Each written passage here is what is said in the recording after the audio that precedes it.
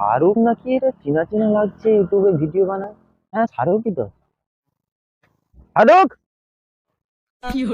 তোর মারা কি কি খবর রে, ভালো আছিস? তারপরে তুই ইউটিউবে ভিডিও ভিডিও দিস কেন আর? মানে ভিডিও দিয়ে কি করবো?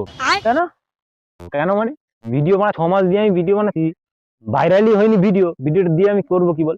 মার্ক জোকারবার্গ যে আছে না, যার ইউটিউব আর কি, ওর ঘাড়ে তেল হয়ে গেছে। আমি আর ভিডিওই দিবনি, বানা দেখি কি করে ভিডিওটা চলে। মার্ক জোকারবার্গটা কি? ইউটিউবের মালিক। হ্যাঁ, মার্ক জোকারবার্গ ইউটিউবের মালিক?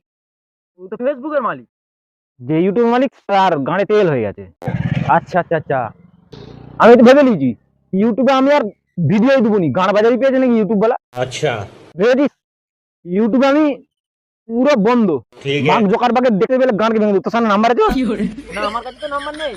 ওই নাম্বারটা যদি থাকতো না, গান বাজারি জড়িত নাকি বা 6 মাস দিয়ে এখানে গরু গাদার মতো কোঁত ঘেঁচে গেছে আমার, মানে গান ফেটে যাচ্ছে ভিডিও করে আর একটা ভিডিও ভাইরাল করতে পারেনি।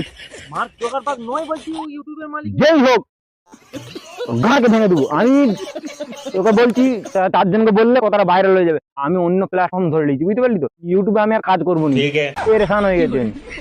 যতদিন না ইউটিউবের মালিক এসে আমাকে রিকোয়েস্ট করে বলে, দাদা প্লিজ তুমি ভিডিও দাও আমাদের ইউটিউবে, আমাদের ইউটিউব চলছে নি, ততদিন আমি ভিডিও দেবো না। আমিও বানা কম নই, বহুত হয়ে গেছে রিকোয়েস্ট, আমি ভিডিও দিয়ে গেছি, আর দুগুনি। এই লাস্ট, এই ফার্স্ট। ভিডিও বানাচ্ছিস নাকি? ছেড়ে দিবি, কোন সারাক আমি ভয় পাইনি, দিয়ে দিবি ভিডিও বানা।